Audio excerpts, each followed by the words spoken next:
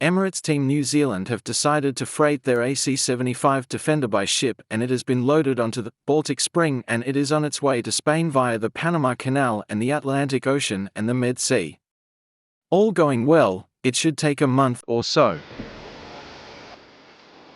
We're into the last 6 months prior to the America's Cup. We've launched our yacht in New Zealand, Paihoro. Barcelona's our next stop. When we get there, we're hitting the ground running, hopefully. It's a massive logistical program to get everything in place. The 40s are out on the water, the guys have been working for him to keep that going, and you see the team and how it focuses on this. We've still got design works going on upstairs. The boat yard's still busy with projects. You know, it's really intense, but it's what we're all here for. We love it.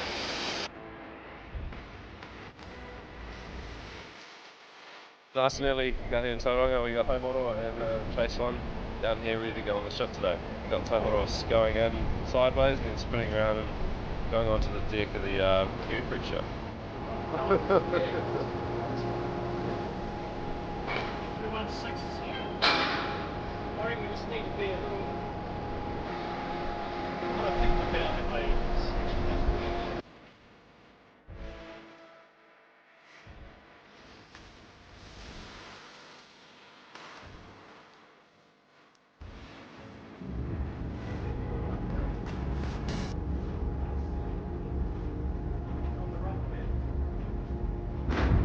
Paihoro and Chase One is now on board, just down to these final lashings. So yeah, it might be long now and she'll be off to Europe. Try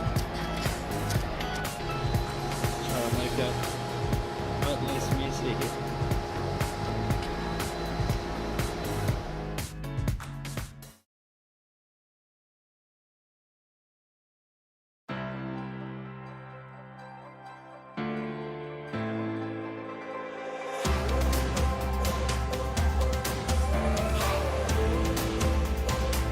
This is your weekly global sailing highlights show, The World on Water, May 31st, 2024.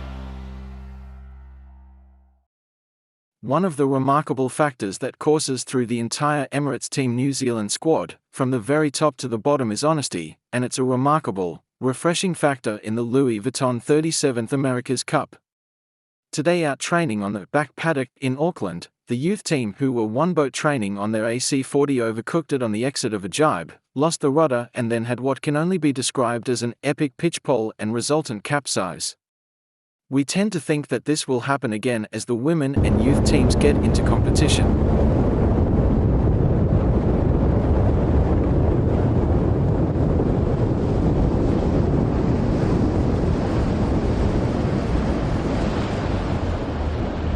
Day sailing on the Hauraki Gulf with the youth and women's team, here chatting with Ray.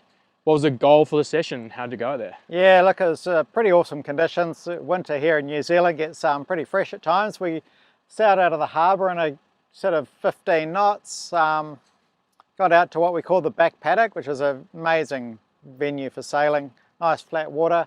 Set up a race course. It was really good to get the youth and women up to a level where they're ripping around a racetrack now.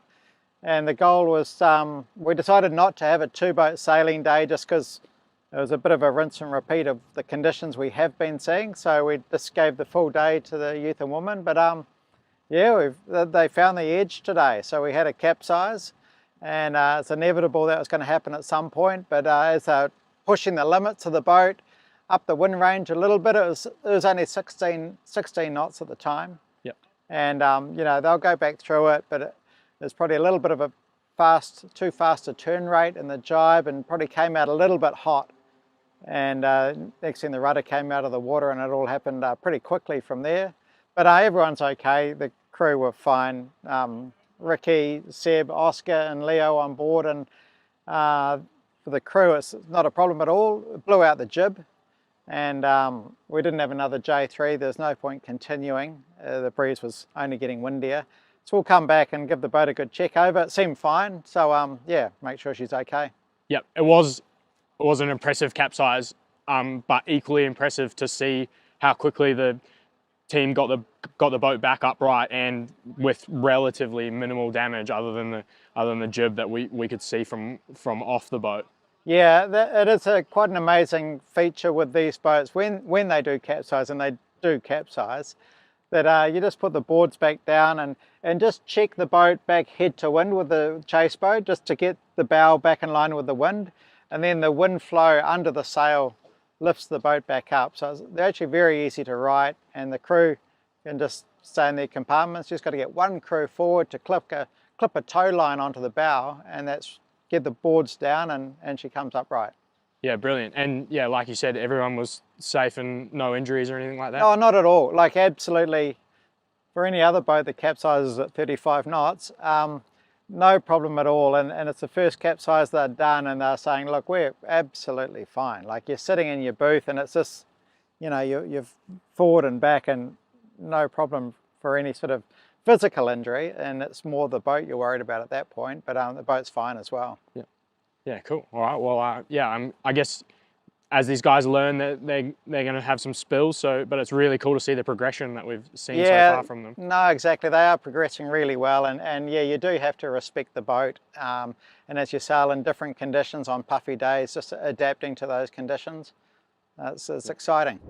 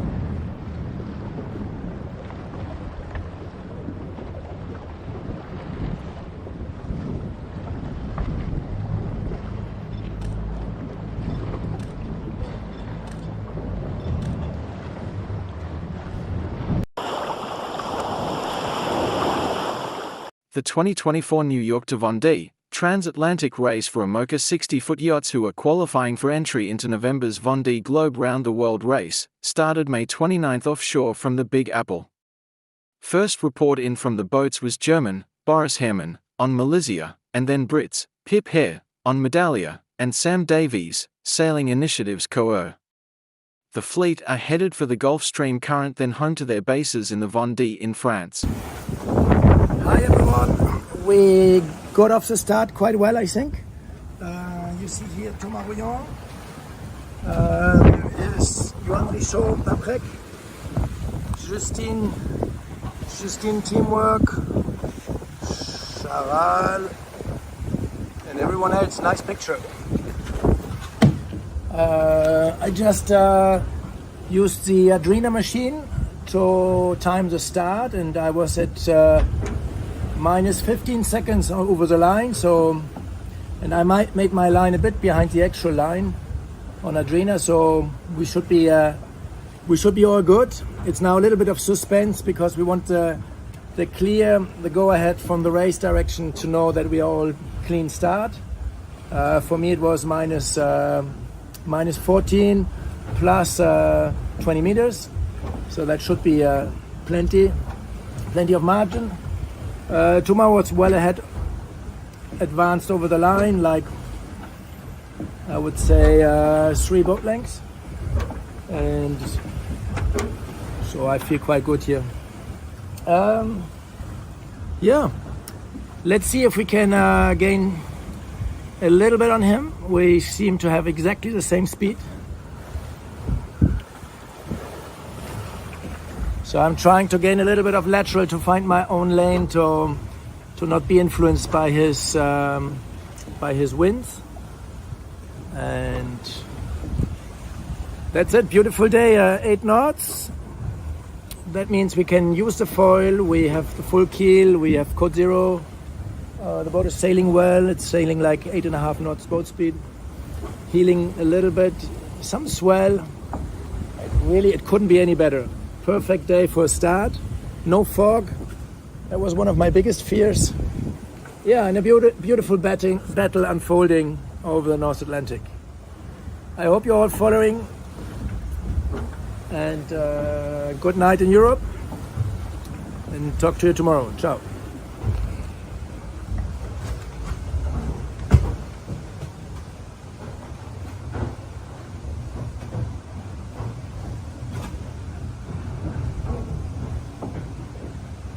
Start done. It was close. It was fun as well. I've just got B&B and Vulnerable ahead of me here. And then there's some of the pack up there. And the rest are down there. We've got 6 knots of wind, so more than I was expecting. Boat feels good. Feels like I've got nice pace next to everyone. It's the first time I've been with everyone for ages. It's the start of many days. It's good.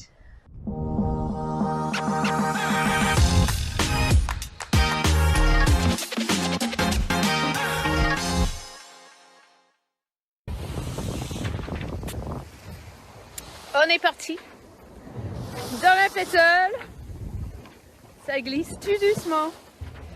Et voilà, la flotte est tout compressée. On voit les bateaux un peu partout, tout autour.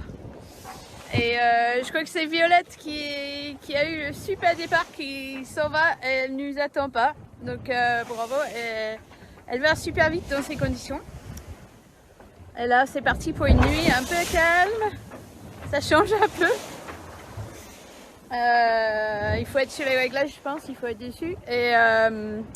Et aussi, il faut être beaucoup sur le météo, parce qu'il va y avoir des choix à faire. Mais c'est vraiment chouette. Je crois qu'on va passer une nuit au contact avec toute la flotte. Je pense qu'on va pas trop dormir, parce que on va être tout proche. Donc c'est chouette. On est parti. À bientôt au Sub de l'Aune.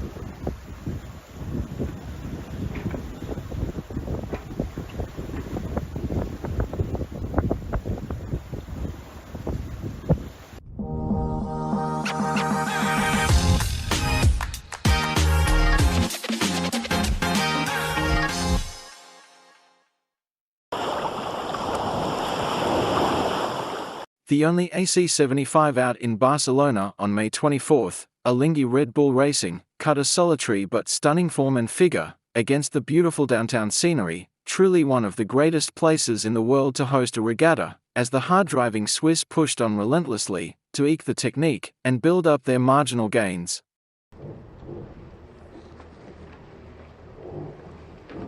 We're here with Nicolas Charbonnier, 470 Olympic bronze medalist back in Beijing 2008, trimmer on Alinghi Red Bull Racing. Nicolas, today, unfortunately, a short day on the water. What happened? Yes, we sailed off the harbor around 1 o'clock, sailed maybe for 1 hour 30, but unfortunately we did something with the rudder when foiling, so we had to stop sailing, but it's part of the sailing game. Do you know if there is any structural damage? It's really hard for the moment to say. We'll get the boat out of the water and check, reassess the damages, because we just sent a diver and we decided to stop the boat for safety, but we'll see. Then when talking about your role on the boat, you are sitting on the port side. Are you trimming all the time? A little bit of trimming, little bit of flying the boat, so quite interesting. And yeah, it's some different aspect of the sailing. You don't always do the same thing, and it's really interesting. Whenever the boat is sailing on starboard tack, are you still trimming the mainsail, or a person on the other side is doing it? It depends on the moment, but trimming the mainsail, no, it really depends on the moment of the race, what we are doing, and yeah. And when talking about the different controls you have of both sails, are you the only one adjusting them? No, as we said, we can trim the sails from port and starboard side, and we can fly the boat from port and starboard side, so it's a mix between the two. Then it seems like whenever you're sailing with this main two in light wind conditions, it's a little bit harder to stay foiling on the maneuvers and to be consistent. Does it feel the same way? Yes, exactly. It's a design of the sail. Like we using a M1, which is made for really light breeze, and M2 is a more all-purpose sail. So, of course, when we are at the bottom of the range, it's a bit trickier to sail with M2, but it's just the shape of the sail that make it harder. At which wind speed do you think is a crossover in between the two sails, more or less? It's what we're trying to find out, and it's why we're sailing with M2 in light breeze. So it's all about getting the best performances out of the boat and using the best setup you could. And in days like today, in which you have very light conditions, once you are up and flying, do you achieve higher speeds with any of the two? No, the top speed wouldn't change much. Probably the M2 will be a little bit faster because it's a smaller size and a less drag, but it's harder to take off, so it's just a balance between achieving fast performances and being able to foil early.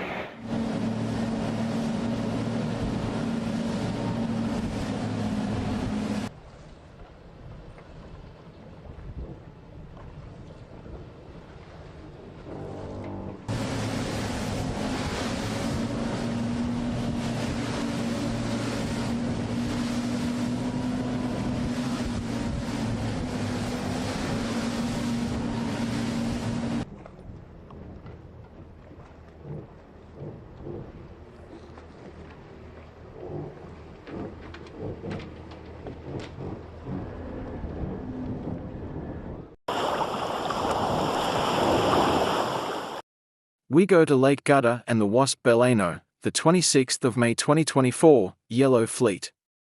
Experienced an unforgettable day in Beleno, where the Waszp fleet put on a show with a breathtaking regatta. From precise turns to moments of pure speed, the skippers demonstrated talent and passion. In Beleno, Lake Como, Italy, a conclusion under the banner of new racing formats for Act 2 of the Italian Cup Foil Class Waszp, organised over the weekend of 24 to the 26th of May, by Circolo Villa Beleno, and animated by over 50 helmsmen from 6 nations. After the 5-course races held over the first 2 days, Sunday was the moment for the sprint slalom, a discipline proposed for the first time in Italy for the Waszp class. It is a downwind slalom with a crosswind start and 3 boys positioned in a line, one downwind of the other, up to the last one that finishes on the leeward mark. It is a very short course, to be completed in a time range of 5 to 10 minutes, where everything is on the line, especially at the start and in the gybe, a bit like in the slalom sprint of the IQ Foil Olympic board. With the last day, the disciplines changed, but the leader of the overall classification did not. Emanuele Savoini, Yacht Club Imperia, maintained a good regularity of results in both disciplines, inflicting 8 points on Francesco Bertoni, Porto Maurizio Yacht Club, who came second. If the gap between the first two was consistent, the same cannot be said of the positions to follow. Federico Bergamasco, CN Mandraccio, finished in a tie with Bertoni, winning the under-21 category. Great leap forward in the overall standings after the 3 slaloms on the last day, by the young Italian Mose Bellomi, Circolo Villa Arco, 6th overall, and second in the under-19 category, just behind the German, Kasper Ilgestein, 5th overall. The last slaloms, however, made the difference in the women's category, with Germany's Fernholz overtaking France's Louise Metenier in the lead after the first 5 course races, and still first under 19 females. The Associate Trophy was awarded to the Yacht Club Imperia as the best team performance, with the 2 Savoini brothers, Emmanuel and Enzio, in 1st and 4th place overall. Excellent organisation by the Circolo Villa Beleno, which also fielded a large team of young athletes. From what looked to be quite an unpromising weather forecast, wind-wise, last Saturday in Barcelona actually turned out to be one of the most entertaining and enlightening training sessions that we've seen so far in the Louis Vuitton 37th America's Cup. Luna Rossa Prada Pirelli and New York Yacht Club American Magic were the only 2 teams on the water, and with everyone fighting to sail in the same stretch of water, the inevitable happened, and we got a first sight of boats lining up loosely against each other, the rules precluding actual 2-boat racing. Note how Jimmy reacted to being told this. We're here with Jimmy Spiffel, helm. Jimmy, second day of sailing in Barcelona. Can you break down the day for us? Yeah, it was a great day today. We got a solid, probably 4 or 5 hours, I guess, out there. Bottom end of conditions, 9 to 12 knots. A little bit less seaway than yesterday. Jimmy, you're finally helming on the new wing. What feedback do you have on that? Yeah, the new wing felt great. I mean, it was great to have them both paired together for manoeuvres and just get some time on it. So, yeah, good result from the guys in the shed, just to be able to get out there and put some solid hours on it. At some point, you had a shorter while matching tacks with the Americans. What's your takeaway of that? I didn't even see the Americans. Were they out there, were they? I don't know. You tell me. Does the boat feel much different now with the symmetric configuration? Yeah, it feels a lot different. I mean, there was a big compromise with the manoeuvres when we had the old wing on. And so, yeah, much better now. Now we can really lock in and really work through our playbook. Where do you place yourself compared to the other teams right now? Well, I guess probably besides the French, you know, we've really spent the least amount of time on a 75 here. So, yeah, we're just trying to learn the racetrack. But it's good to be based here and now just putting hours in out there. It's a tough track. I mean, there's a lot of stuff on the water, you know, which we've got to be really careful of. But a few of the teams told us that before we got here, and there's a lot of activity out there, a lot of boats and guys foiling and supping, so it's quite the activity. Jimmy, on the LQ12, you tried different playbooks. Would you say when you're not helming, you will be only trimming the jib, or are you looking also at main controls? Yeah, pretty much set up the same, I think, as the majority of the other teams. You know, with the 2 guys driving and doing a bit of jib trimming, and then, you know, clearly the front guys are dedicated foil flight controllers, and then they do a bit of sail controls. So yeah, there's a little bit of everything, except that from the past campaign, Keko and I don't touch the flight control. And you practice also some starts. How did that go? It went well. I mean, that's the biggest change for this cup, is that we have to use the Kiwi race software. So, you know, everyone has to use that one design software. So it's going to be interesting to see if they modify it as we get closer to the racing. Thank you, Jimmy, for your time.